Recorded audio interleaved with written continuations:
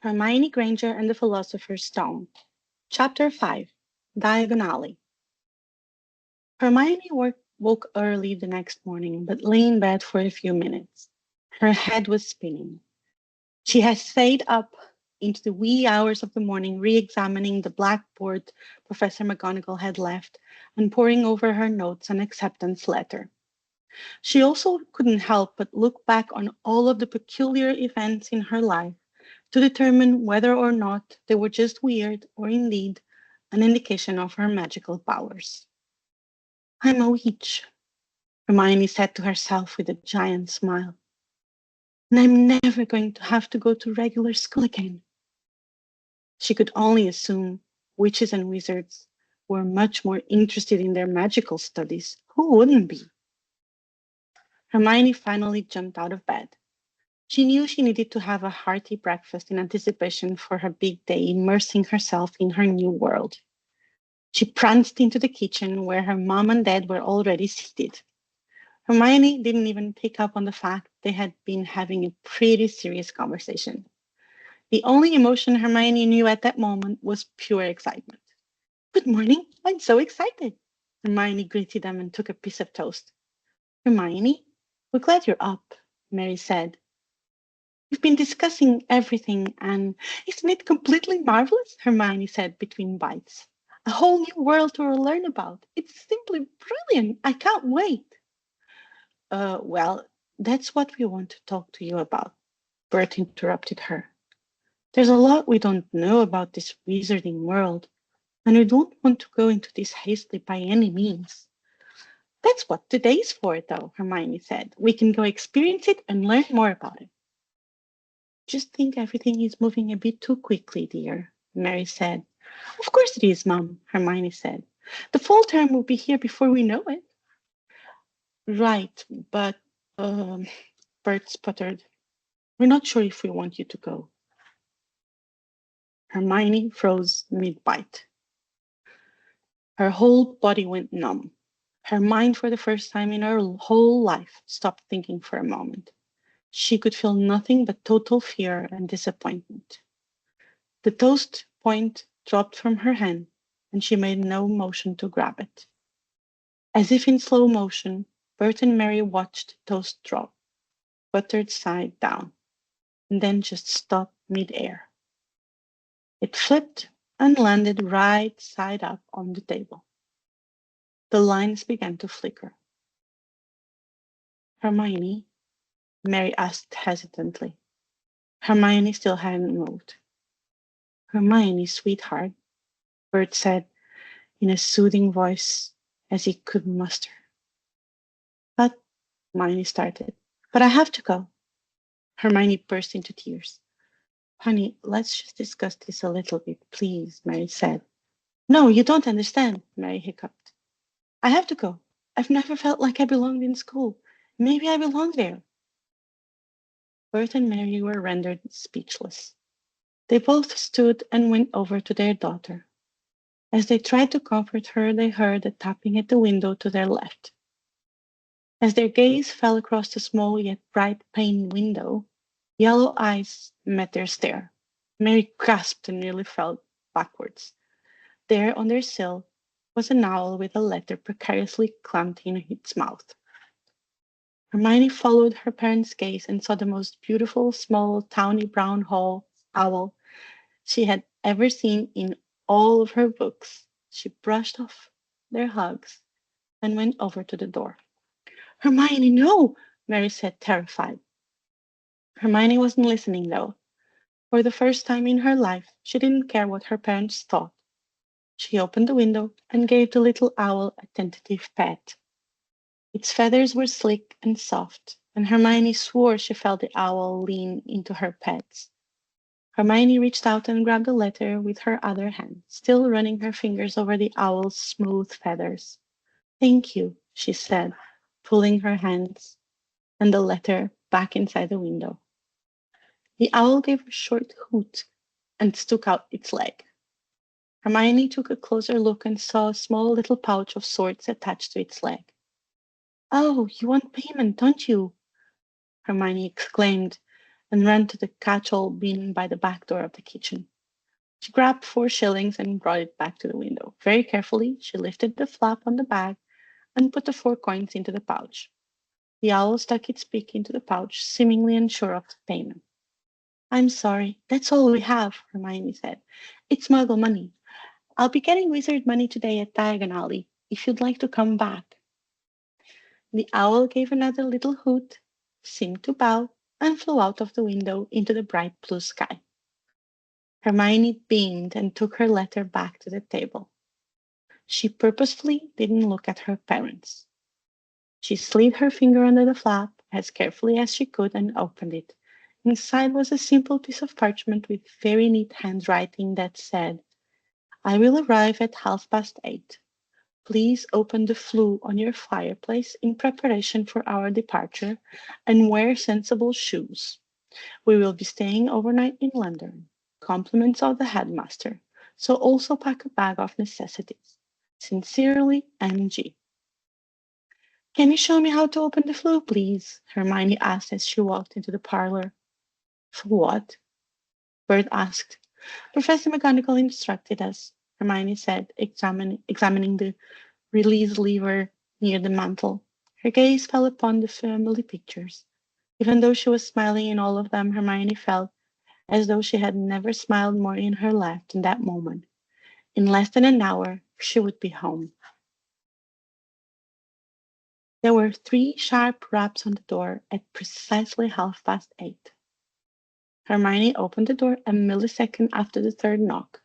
She already had her sensible shoes on, as well as jeans, a nice blouse, and the most grown-up messenger bag she owned. In the bag, she had a brand new notebook and her favorite pen so she could take notes. She had tried to fit her parents' dictation machine into the bag, but it was unfortunately too big. Next to the door was a small suitcase with a change of clothes for all 3 of them and various toiletries. Hermione took it upon herself to pack for her parents, since all they could do, Hermione took it upon herself to pack for her parents, since all they could do was whisper to each other in the kitchen. Hermione was determined not to let them ruin her mood. She had spent some of the night, when she wasn't examining her letters and notes, trying to put the feeling she had inside into words. It proved to be one of the most difficult things she had ever tried to accomplish. On one hand, she was extremely nervous. A whole world that she literally knew nothing about. On the other hand, Hermione felt a sort of piece of herself that she hadn't necessarily known was missing, and it was finally put back in place. She had found her purpose. The differentness she had always felt seemed to be fading away. The void was shrinking. Good morning, Professor, Hermione said with a smile. She stepped aside and let a severe-looking woman into the hallway. Professor McGonagall had changed her robes. They were still a beautiful emerald green, but a little less flashy and a lot more practical for walking around the village. Good morning, Miss Granger, she replied. Why do you call me Miss Granger instead of Hermione? She asked. I respect all of my students and expect the same respect in return, Professor McGonagall replied simply. Now, are your parents ready to go as well? They're in the kitchen, Hermione scowled. I think they're having second thoughts, which is completely ridiculous because put yourself in their position, Miss Granger, Professor McGonagall said. They are scientists, and I've had 30+ years knowing nothing but the Muggle world. Their whole world has been turned upside down, and they have just been told their only daughter is to go away to a school they had absolutely no idea existed less than 24 hours ago. Let's give them the benefit of the doubt, shall we? I suppose, Hermione answered. But I'm going to Hogwarts regardless of what they say. She set her jaw and put her hands on her hips. You most certainly won't be going to Hogwarts if your parents don't approve, young lady, Professor McGonagall said. But we will try our best to convince them. She winked, and started walking towards the kitchen as if she lived there. Hermione, could you give me a minute alone with your parents? Hermione nodded, disappointed, and plopped down on the suitcase to sulk. Bert and Mary were still sitting at the table, whispering to each other. Professor McGonagall cleared her throat, and they both looked up. Oh, good morning, Professor, Mary mumbled. Good morning, Dr. Granger. Dr. Granger, I did a little research last night about your question. While it is not very common, it is a documented occurrence of Muggle mothers experiencing a flutter, not unlike owls flying during childbirth. It's quite remarkable. So other Muggle parents have gone through this too? Mary asked. Yes. And with the baby we lost, Bert started. Would she have been a witch too? There is a good possibility, Professor McGonagall replied. Did the magic kill her? Mary blurted out and gasped, shocked she said it out loud. Professor McGonagall paused, took a deep breath, contemplating the question. Honestly, I am not an expert, she said after a moment, her voice full of compassion. But our magic is mostly good. Any dark magic is learned and developed over years and years. I can only assume that no, magic did not harm your first baby. I do know, however, magic saved Hermione when she was born. She paused again to let the Grangers have a moment. So hopefully, you will learn to trust and accept magic because it helped your beautiful daughter live and grow into a remarkable young lady. I know it will take some time, but I believe you will both learn to embrace the magical side of your daughter. Professor McGonagall smiled. I will give you both a moment or two to collect your thoughts. While Hermione and I examine your fireplace, please join us when you're ready. Bert and Mary sat in the kitchen for a full 10 minutes before joining Professor McGonagall and Hermione in the parlor. They walked in with their arms around each other and watery eyes. Mom, Dad, we're traveling to London through our fireplace. How amazing is that? It certainly sounds very exciting, Bert said with a tired smile on his face. We can't wait. Diagon Alley. Hermione's voice was clear, confident, and strong. As per Professor McGonagall's instructions, Hermione threw the glittery powder into the fireplace and watched as the flames turned green. She stepped in, completely fearless, and set her preferred destination.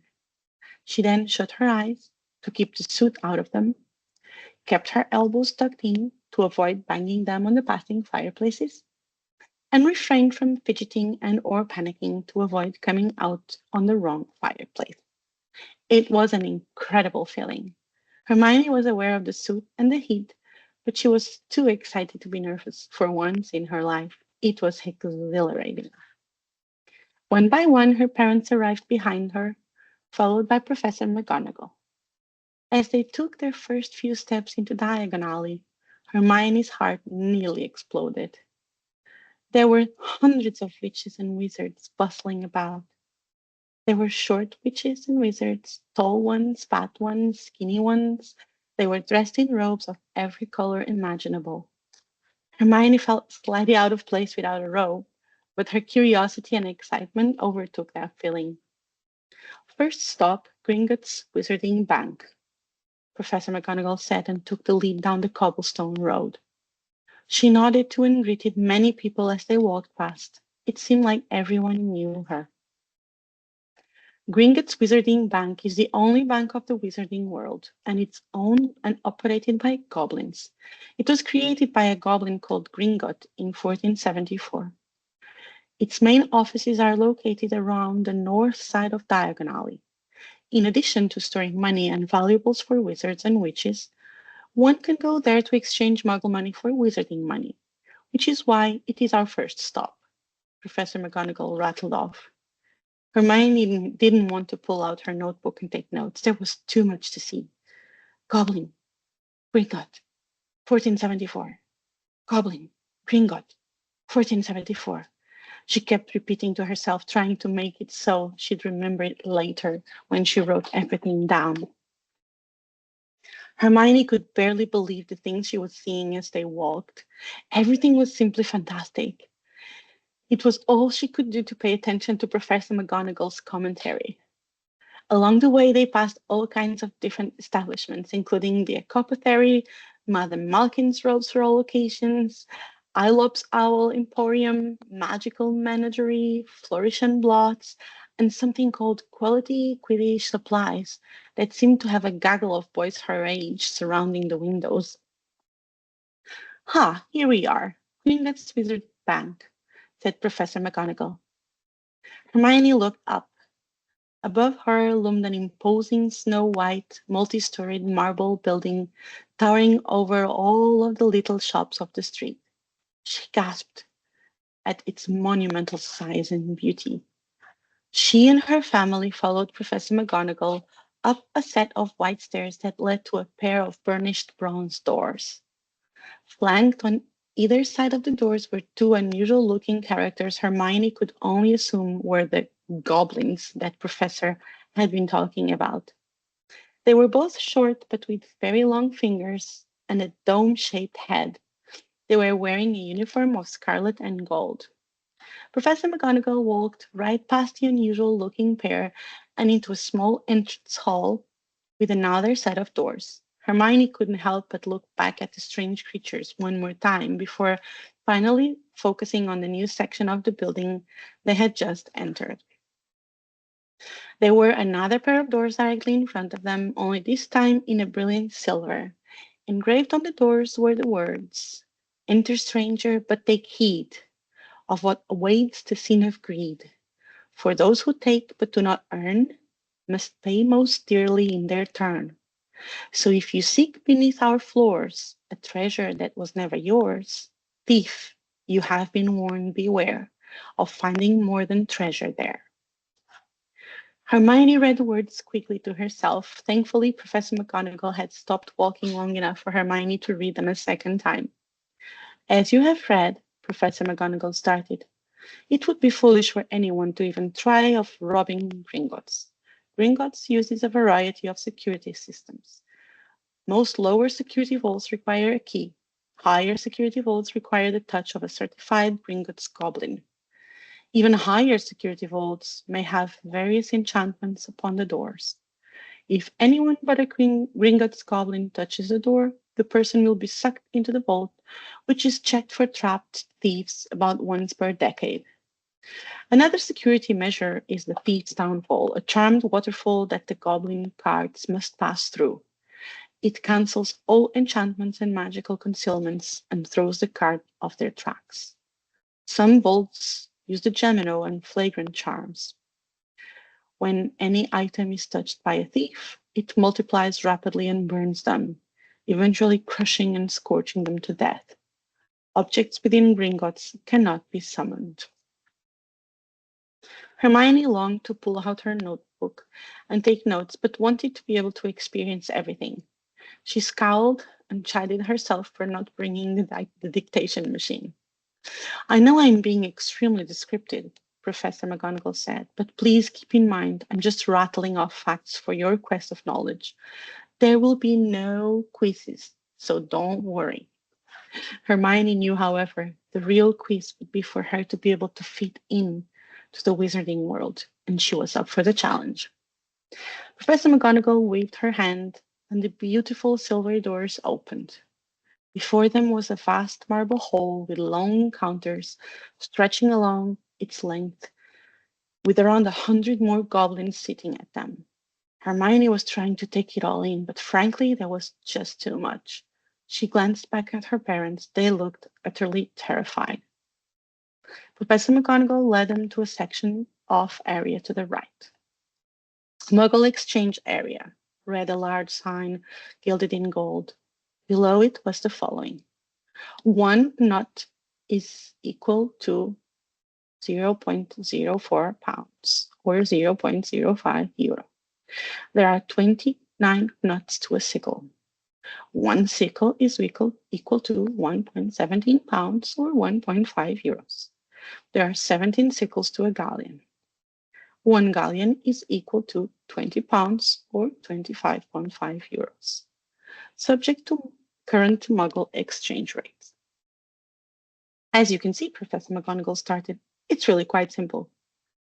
If you say so, Bert mumbled as he pulled out his wallet. But how much do you think we're going to need to buy everything? Let's see. Wands usually cost 7 galleons or so. Most textbooks cost about the same, factoring in the 8 textbooks, a wand, robes, hats, cloaks, cauldron, glass set, telescope, pascals, quills, and parchment. I think it would be safe an estimated 9 galleons. Or she paused to do the math in her head. 1,800 pounds if you want to purchase them all new instead of used. I'd exchange at least 2,000 or 2,500 pounds to be safe. Blimey, Bert exclaimed. Do they take personal checks?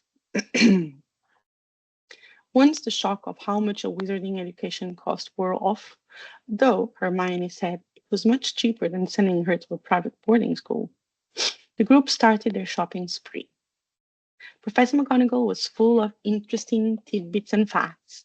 Hermione couldn't soak them in fast enough. She had too many questions floating about in her head. Their first stop was Madame Malkin's robes for all occasions, where Hermione was fitted for her very own robe, which she put on immediately. Once you get sorted into a house at Hogwarts, Professor McGonagall said, you will receive your house crest patch. Your head of house will help you with the enchantment charm to change the inside lining as well as your ties to match your house's colors. What are the 4 houses again? Hermione asked, ashamed she didn't remember. There was just so much to keep track of. Thankfully, Professor McGonagall seemed to understand how overwhelmed Hermione was. Hogwarts is divided into 4 houses. Gryffindor, founded by Godric Gryffindor. Hufflepuff, founded by Helga Hufflepuff. Ravenclaw, founded by Rowena Ravenclaw. And Slytherin, founded by Salazar Slytherin. Which one is the best house? Hermione asked. All 4 houses have their own benefits, Professor McGonagall said. Right, but which one is the best? Hermione persisted. As a professor, I do not play favorites, Professor McGonagall said. But I am the head of House Gryffindor.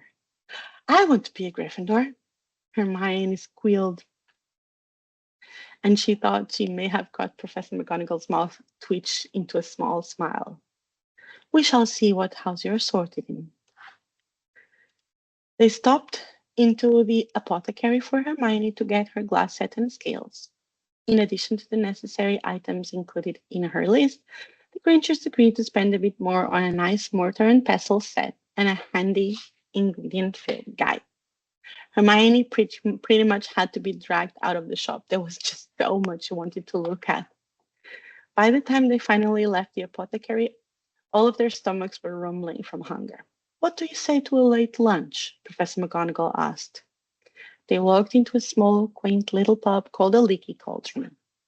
The interior was dark and attracted all kinds of different clientele. At one end of the bar was a woman in tattered robes nursing a stain of an interesting-looking liquid. 3 seats down was a very well-dressed wizard reading a book by Stephen Hawking. Hermione couldn't help but stare at all of the witches and wizards around the pub. These were her people. The inn upstairs is where you will be staying this evening, Professor McGonagall said. Your bag is already up there waiting for you. Hermione had completely forgotten about her suitcase. Before she could ask how Professor McGonagall had managed to send her suitcase up to the inn, their food appeared on their table from thin air.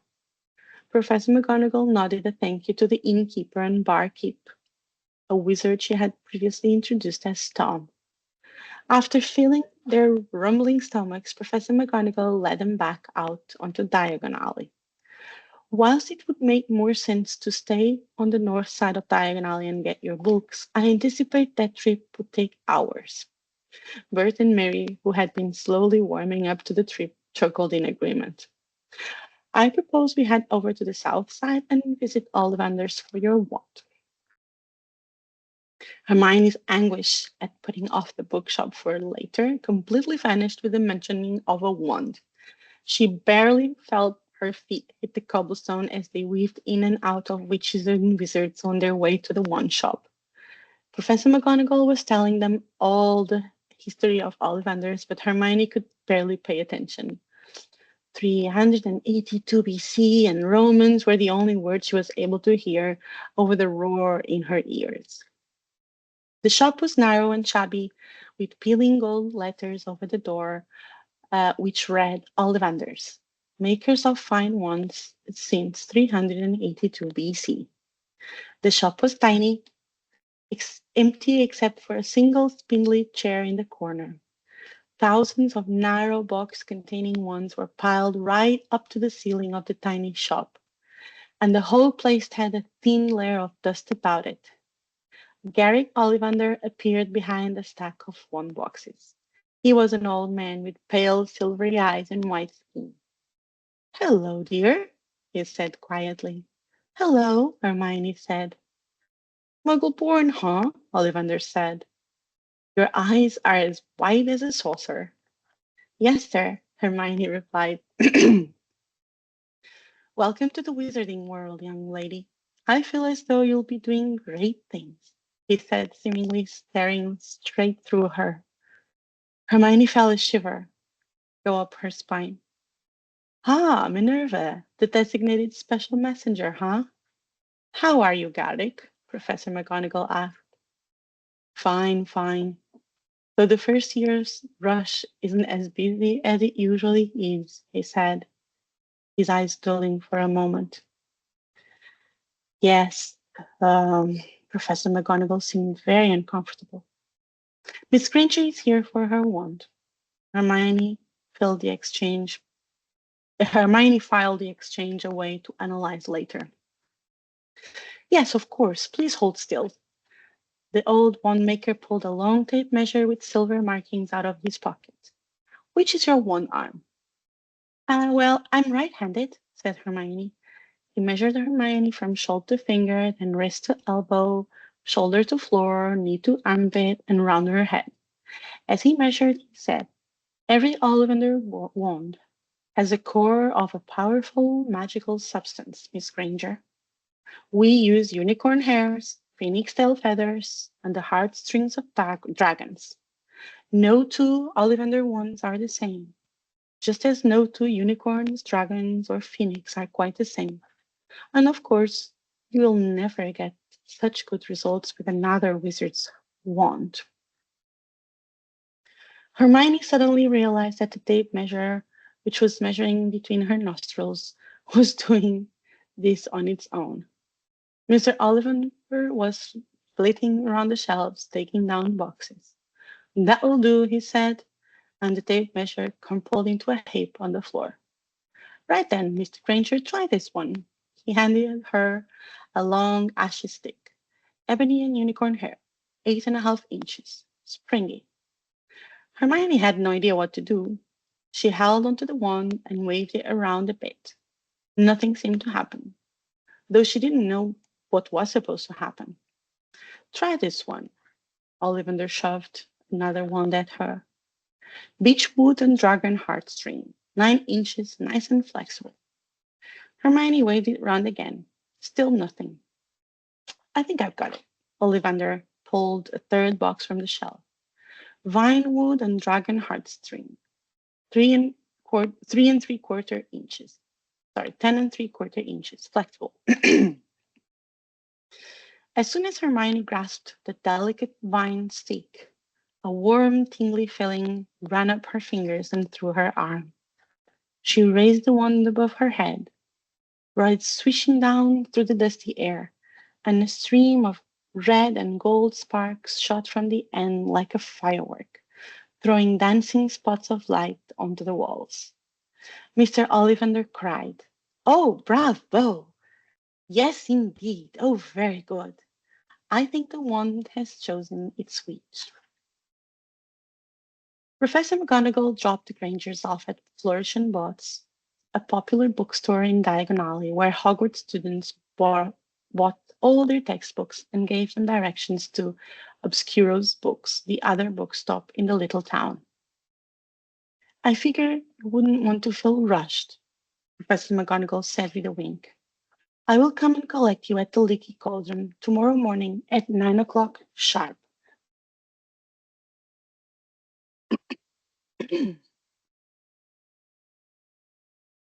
Bert and Mary had to make another trip to Gringotts Bank to exchange more Muggle money in order to buy all of the books Hermione wanted. A curious-looking creature, similar in stature to the goblins at Gringotts, seemed to magically appear at Flourish and Blotts to take all of their purchases back to the inn. Back at the inn, Bert and Mary tried to convince Hermione to come downstairs to the pub to have some supper, but all she wanted to do was sit in the room and start reading. I only have 2 months to read all of these, said Hermione. They shook their heads and went down without her. Hermione stayed up all night, reading as much as she could. She was determined to know at least as much, if not more, than all of the other first years, who probably had grown up in the wizarding world. She took notes with her new quill from Scribbler's writing instruments and immediately fell in love with the smooth feel of the ink gliding over the paper. There was something magical about the way the quill's feather danced over the pages. At 9 o'clock sharp the next morning, Professor McGonagall arrived to escort the Grangers back home. They used the Floo powder again, and before she knew it, Hermione was back in her parlor in Lavenham. Will you be staying the day? Hermione asked. I have so many questions. For example, she pulled out her filled notebook and started thumbing through the pages. I must return to Hogwarts, Professor McGonagall said. But we can correspond by owl if you'd like. Now, this is very important. She paused, pulling another envelope out from under her robes. This is your ticket for the Hogwarts Express. The train leaves platform 9 3/4 at King's Cross Station in London on the 1st of September, promptly at 11 o'clock in the morning, and arrives at Hogsmeade Station in the early evening. When you and your parents arrive at the station, find the wall between platforms 9 and 10 and run through it. Hermione was taken aback. Pardon? When it is your first time, it is better to run through the wall. Any hesitation will cause you to actually hit the wall. Okay, said Hermione. I'll write you with questions about that. I'm sure you will, said Professor McGonagall with a smile. I'm so glad you will be attending Hogwarts this year, Miss Granger. It will be a pleasure to have you in class. And hopefully in your house, Hermione added. Oh, I've had a delightful time, said Professor McGonagall. But I do want to clarify that once you get to Hogwarts, I will be your teacher and you my student. Do you understand? Yes, Professor, Hermione said. She understood the subtext. They could not be friends when they were at school. Please send your owl for my first letter soon. How many pages can an owl carry? The professor laughed. I'm not sure anyone has tested that, but I'm sure you will this summer. Dr. and Dr. Granger, it has been a pleasure. Professor McGonagall shook both of their hands. And it will be a pleasure to teach your brilliant daughter. Thank you for trusting us with her. And with that, Professor McGonagall turned on the spot and disappeared with a crack.